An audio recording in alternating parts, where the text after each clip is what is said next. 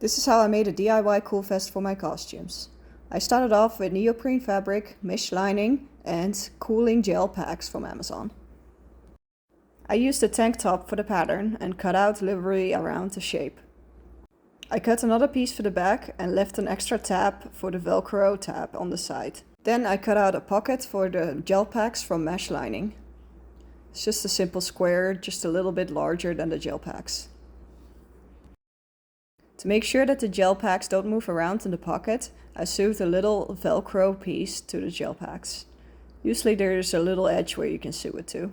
Then I sewed the mesh lining into the panels. I left the top open so the gel packs can get into the lining.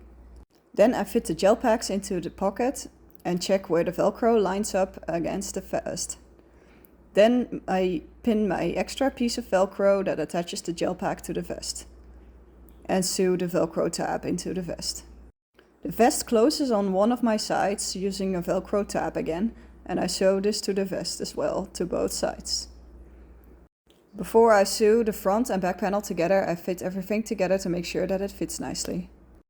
Then I sew the vest together with one single stitch and fit it to make sure that everything is sized correctly.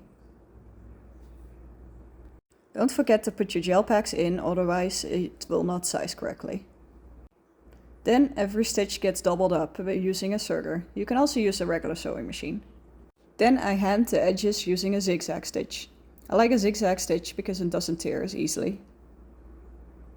The gel packs were inserted and everything was checked for final fit.